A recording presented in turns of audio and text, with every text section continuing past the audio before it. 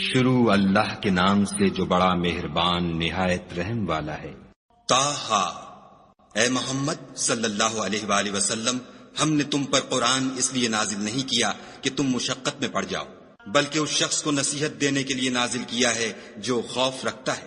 یہ اس ذات کا اتارا ہوا ہے جس نے زمین اور اونچے اونچے آسمان بنائے، یعنی خدائے رحمان جس نے عرش پر قرار پکڑا۔ جو کچھ آسمانوں میں ہے اور جو کچھ زمین میں ہے اور جو کچھ ان دونوں کے بیچ میں ہے اور جو کچھ زمین کی مٹی کے نیچے ہے، سب اسی کا ہے۔ اور اگر تم پکار کر بات کہو تو وہ تو چھپے بھید اور نہایت پوشیدہ بات تک کو جانتا ہے۔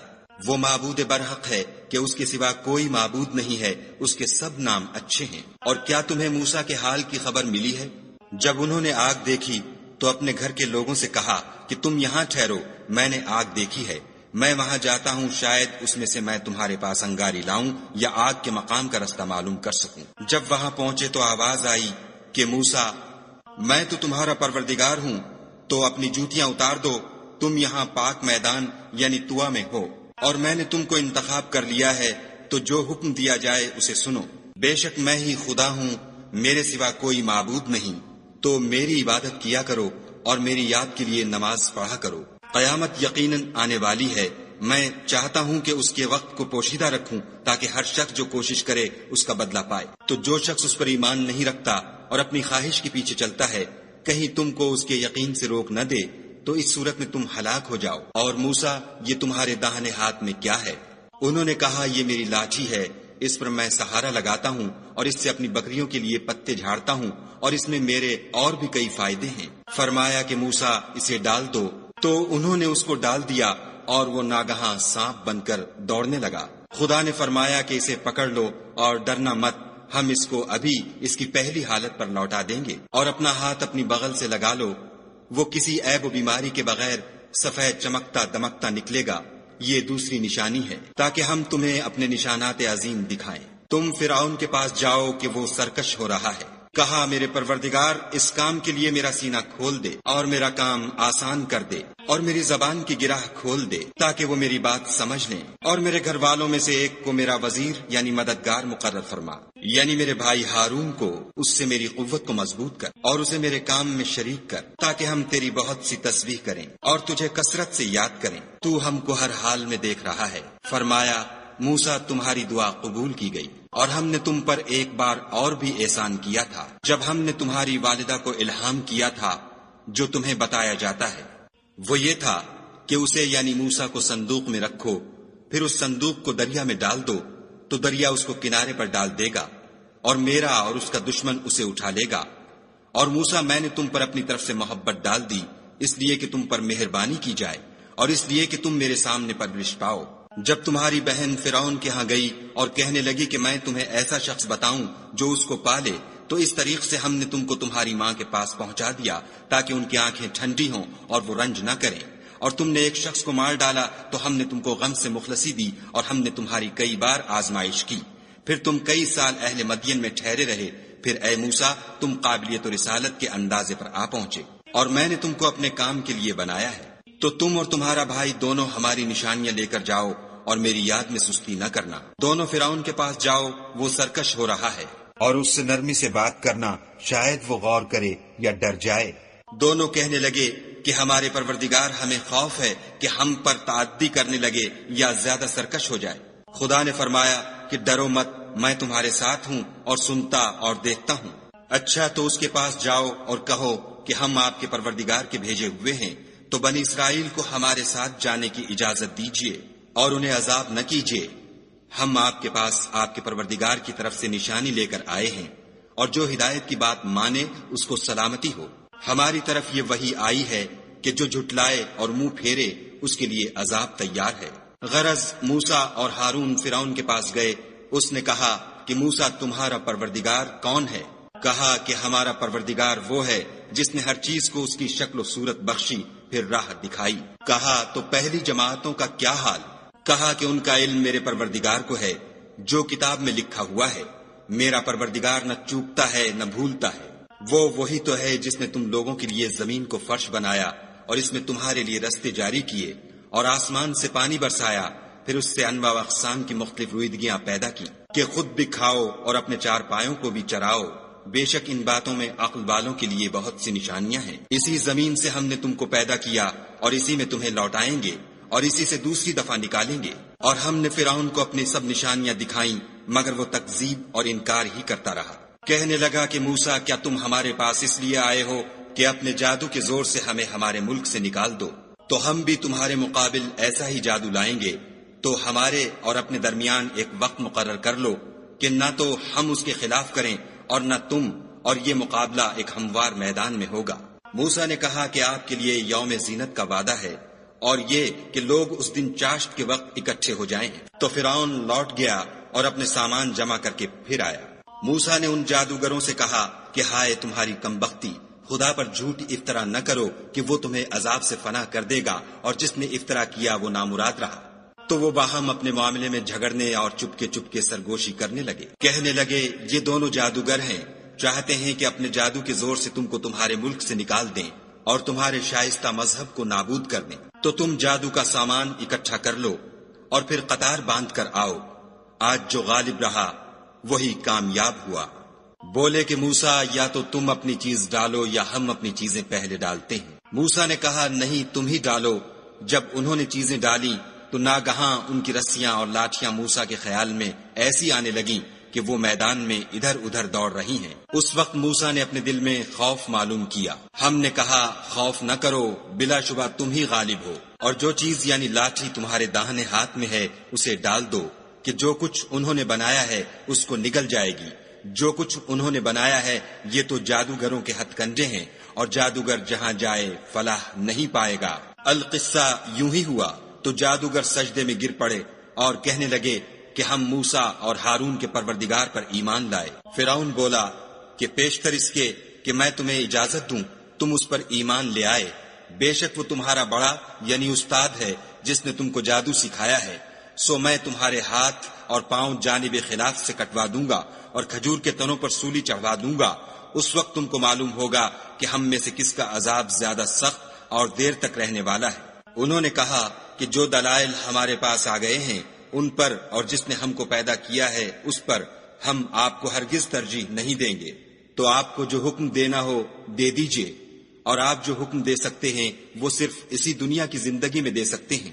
ہم اپنے پروردگار پر ایمان لے آئے تاکہ وہ ہمارے گناہوں کو معاف کرے، اور اسے بھی جو آپ نے ہم سے زبردستی جادو کرایا، اور خدا بہتر اور باقی رہنے والا ہے۔ جو شخص اپنے پروردگار کے پاس گناہ گار ہو کر آئے گا تو اس کے لیے جہنم ہے جس میں نہ مرے گا نہ جیے گا، اور جو اس کے روبرو ایماندار ہو کر آئے گا اور عمل بھی نیک کیے ہوں گے تو ایسے لوگوں کے لیے اونچے اونچے درجے ہیں، یعنی ہمیشہ رہنے کے باغ جن کے نیچے نہریں بہ رہی ہیں، ہمیشہ ان میں رہیں گے، اور یہ اس شخص کا بدلہ ہے جو پاک ہوا۔ اور ہم نے موسیٰ کی طرف وحی بھیجی کہ ہمارے بندوں کو راتوں رات نکال لے جاؤ، پھر ان کے لیے دریا میں لاٹھی مار کر خشک رستہ بنا دو، پھر تم کو نہ تو فرعون کے آ پکڑنے کا خوف ہوگا اور نہ غرق ہونے کا ڈر۔ پھر فرعون نے اپنے لشکر کے ساتھ ان کا تعاقب کیا تو دریا کی موجوں نے ان پر چڑھ کر انہیں ڈھانک لیا یعنی ڈبو دیا، اور فرعون نے اپنی قوم کو گمراہ کر دیا اور سیدھے رستے پر نہ ڈالا۔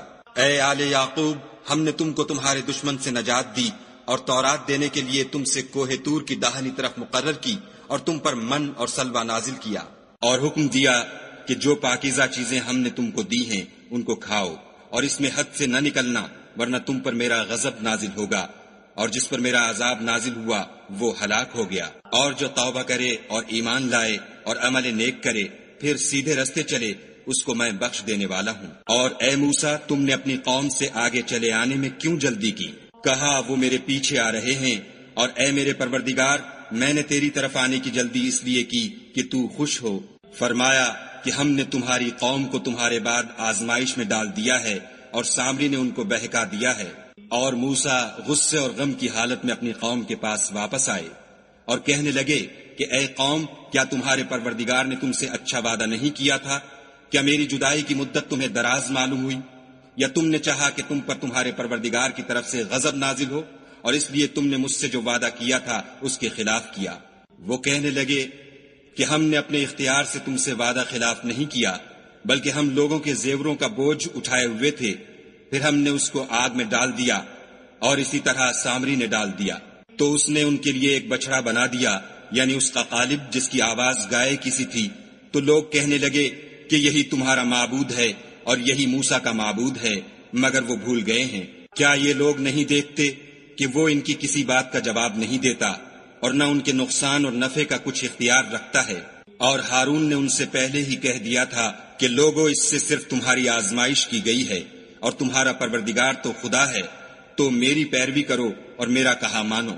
وہ کہنے لگے کہ جب تک موسیٰ ہمارے پاس واپس نہ آئیں ہم تو اس کی پوجا پر قائم رہیں گے۔ پھر موسیٰ نے ہارون سے کہا کہ ہارون، جب تم نے ان کو دیکھا تھا کہ گمراہ ہو گئے ہیں تو تم کو کس چیز نے روکا؟ یعنی اس بات سے کہ تم میرے پیچھے چلے آؤ، بھلا تم نے میرے حکم کے خلاف کیوں کیا؟ کہنے لگے کہ بھائی، میری داڑھی اور سر کے بالوں کو نہ پکڑیے، میں تو اس سے ڈرا کہ آپ یہ نہ کہیں کہ تم نے بنی اسرائیل میں تفرقہ ڈال دیا اور میری بات کو ملحوظ نہ رکھا۔ پھر سامری سے کہنے لگے کہ سامری، تیرا کیا حال ہے؟ اس نے کہا کہ میں نے ایسی چیز دیکھی جو اوروں نے نہیں دیکھی، تو میں نے فرشتے کے نقش پا سے مٹی کی ایک مٹھی بھر لی، پھر اس کو بچڑے کے قالب میں ڈال دیا اور مجھے میرے جی نے اس کام کو اچھا بتایا۔ موسیٰ نے کہا، جا، تجھ کو دنیا کی زندگی میں یہ سزا ہے کہ کہتا رہے کہ مجھ کو ہاتھ نہ لگانا، اور تیرے لیے ایک اور وعدہ ہے، یعنی عذاب کا، جو تجھ سے ٹل نہ سکے گا۔ اور جس معبود کی پوجا پر تو قائم و معتکف تھا، اس کو دیکھ، ہم اسے جلا دیں گے، پھر اس کی راکھ کو اڑا کر دریا میں بکھیر دیں گے۔ تمہارا معبود خدا ہی ہے، جس کے سوا کوئی معبود نہیں، اس کا علم ہر چیز پر محیط ہے۔ اس طرح ہم تم سے وہ حالات بیان کرتے ہیں جو گزر چکے ہیں، اور ہم نے تمہیں اپنے پاس سے نصیحت کی کتاب عطا فرمائی ہے۔ جو شخص اس سے منہ پھیرے گا وہ قیامت کے دن گناہ کا بوجھ اٹھائے گا۔ ایسے لوگ ہمیشہ اس عذاب میں مبتلا رہیں گے، اور یہ بوجھ قیامت کے روز ان کے لیے برا ہوگا، جس روز سور پھونکا جائے گا اور ہم گناہ گاروں کو اکٹھا کریں گے اور ان کی آنکھیں نیلی نیلی ہوں گی۔ تو وہ آپس میں آہستہ آہستہ کہیں گے کہ تم دنیا میں صرف 10 ہی دن رہے ہو۔ جو باتیں یہ کریں گے ہم خوب جانتے ہیں۔ اس وقت ان میں سب سے اچھی راہ والا یعنی عاقل و ہوش مند کہے گا کہ نہیں، بلکہ صرف ایک ہی روز ٹھہرے ہو۔ اور تم سے پہاڑوں کے بارے میں دریافت کرتے ہیں، کہہ دو کہ خدا ان کو اڑا کر بکھیر دے گا اور زمین کو ہموار میدان کر چھوڑے گا، جس میں نہ تم کجی اور پستی دیکھو گے، نہ ٹیلا اور بلندی۔ اس روز لوگ ایک پکارنے والے کے پیچھے چلیں گے اور اس کی پیروی سے انحراف نہ کر سکیں گے، اور خدا کے سامنے آوازیں پست ہو جائیں گی تو تم آواز خفی کے سوا کوئی آواز نہ سنو گے۔ اس روز کسی کی سفارش کچھ فائدہ نہ دے گی مگر اس شخص کی جسے خدا اجازت دے اور اس کی بات کو پسند فرمائے۔ جو کچھ ان کے آگے ہے اور جو کچھ ان کے پیچھے ہے وہ اس کو جانتا ہے، اور وہ اپنے علم سے خدا کے علم پر احاطہ نہیں کر سکتے۔ اور اس زندہ و قائم کے روبرو منہ نیچے ہو جائیں گے، اور جس نے ظلم کا بوجھ اٹھایا وہ نامراد رہا، اور جو نیک کام کرے گا اور مومن بھی ہوگا تو اس کو نہ ظلم کا خوف ہوگا اور نہ نقصان کا۔ اور ہم نے اس کو اسی طرح کا قرآن عربی نازل کیا ہے، اور اس میں طرح طرح کے ڈراوے بیان کر دیے ہیں تاکہ لوگ پرہیزگار بنے یا خدا ان کے لیے نصیحت پیدا کر دے۔ تو خدا جو سچا بادشاہ ہے، عالی قدر ہے، اور قرآن کی وحی جو تمہاری طرف بھیجی جاتی ہے اس کے پورا ہونے سے پہلے قرآن کے پڑھنے کے لیے جلدی نہ کیا کرو، اور دعا کرو کہ میرے پروردگار مجھے اور زیادہ علم دے۔ اور ہم نے پہلے آدم سے عہد لیا تھا مگر وہ اسے بھول گئے، اور ہم نے ان میں صبر و ثبات نہ دیکھا۔ اور جب ہم نے فرشتوں سے کہا کہ آدم کے آگے سجدہ کرو تو سب سجدے میں گر پڑے مگر ابلیس نے انکار کیا۔ ہم نے فرمایا کہ آدم، یہ تمہارا اور تمہاری بیوی کا دشمن ہے، تو یہ کہیں تم دونوں کو بہشت سے نکلوا نہ دے، پھر تم تکلیف میں پڑ جاؤ۔ یہاں تم کو یہ آسائش ہے کہ نہ بھوکے رہو نہ ننگے، کہ نہ پیاسے رہو اور نہ دھوپ کھاؤ۔ تو شیطان نے ان کے دل میں وسوسہ ڈالا اور کہا کہ آدم، بھلا میں تم کو ایسا درخت بتاؤں جو ہمیشہ کی زندگی کا ثمرہ دے اور ایسی بادشاہت کہ کبھی زائل نہ ہو۔ تو دونوں نے اس درخت کا پھل کھا لیا تو ان پر ان کی شرم گاہیں ظاہر ہو گئیں، اور وہ اپنے بدنوں پر بہشت کے پتے چپکانے لگے، اور آدم نے اپنے پروردگار کے حکم کے خلاف کیا تو وہ اپنے مطلوب سے بے راہ ہو گئے۔ پھر ان کے پروردگار نے ان کو نوازا تو ان پر مہربانی سے توجہ فرمائی اور سیدھی راہ بتائی۔ فرمایا کہ تم دونوں یہاں سے نیچے اتر جاؤ، تم میں بعض کے دشمن ہوں گے۔ پھر اگر میری طرف سے تمہارے پاس ہدایت آئے تو جو شخص میری ہدایت کی پیروی کرے گا وہ نہ گمراہ ہوگا اور نہ تکلیف میں پڑے گا، اور جو میری نصیحت سے منہ پھیرے گا اس کی زندگی تنگ ہو جائے گی اور قیامت کو ہم اسے اندھا کر کے اٹھائیں گے۔ وہ کہے گا کہ میرے پروردگار، تو نے مجھے اندھا کر کے کیوں اٹھایا؟ میں تو دیکھتا بھالتا تھا۔ خدا فرمائے گا کہ ایسا ہی چاہیے تھا، تیرے پاس ہماری آیتیں آئیں تو نے ان کو بھلا دیا، اسی طرح آج ہم تجھ کو بھلا دیں گے۔ اور جو شخص حد سے نکل جائے اور اپنے پروردگار کی آیتوں پر ایمان نہ لائے، ہم اس کو ایسا ہی بدلہ دیتے ہیں، اور آخرت کا عذاب بہت سخت اور بہت دیر رہنے والا ہے۔ کیا یہ بات ان لوگوں کے لیے موجب ہدایت نہ ہوئی کہ ہم ان سے پہلے بہت سے فرقوں کو ہلاک کر چکے ہیں، جن کے رہنے کے مقامات میں یہ چلتے پھرتے ہیں؟ عقل والوں کے لیے اس میں بہت سی نشانیاں ہیں۔ اور اگر ایک بات تمہارے پروردگار کی طرف سے پہلے صادر اور جزائے اعمال کے لیے ایک میعاد مقرر نہ ہو چکی ہوتی تو نزول عذاب لازم ہو جاتا۔ بس جو کچھ یہ بکواس کرتے ہیں اس پر صبر کرو، اور سورج کے نکلنے سے پہلے اور اس کے غروب ہونے سے پہلے اپنے پروردگار کی تسبیح و تحمید کیا کرو، اور رات کی ساعات اولین میں بھی اس کی تسبیح کیا کرو، اور دن کی اطراف یعنی دوپہر کے قریب ظہر کے وقت بھی، تاکہ تم خوش ہو جاؤ۔ اور کئی طرح کے لوگوں کو جو ہم نے دنیا کی زندگی میں آرائش کی چیزوں سے بہرہ مند کیا ہے تاکہ ان کی آزمائش کریں، ان پر نگاہ نہ کرنا۔ اور تمہارے پروردگار کی عطا فرمائی ہوئی روزی بہت بہتر اور باقی رہنے والی ہے۔ اور اپنے گھر والوں کو نماز کا حکم کرو اور اس پر قائم رہو۔ ہم تم سے روزی کی خواستگار نہیں، بلکہ تمہیں ہم روزی دیتے ہیں، اور نیک انجام اہل تقوی کا ہے۔ اور کہتے ہیں کہ یہ پیغمبر اپنے پروردگار کی طرف سے ہمارے پاس کوئی نشانی کیوں نہیں لاتے؟ کیا ان کے پاس پہلی کتابوں کی نشانی نہیں آئی؟ اور اگر ہم ان کو پیغمبر کے بھیجنے سے پیشتر کسی عذاب سے ہلاک کر دیتے تو وہ کہتے کہ اے ہمارے پروردگار، تو نے ہماری طرف کوئی پیغمبر کیوں نہ بھیجا کہ ہم ذلیل و رسوا ہونے سے پہلے تیرے کلام و احکام کی پیروی کرتے۔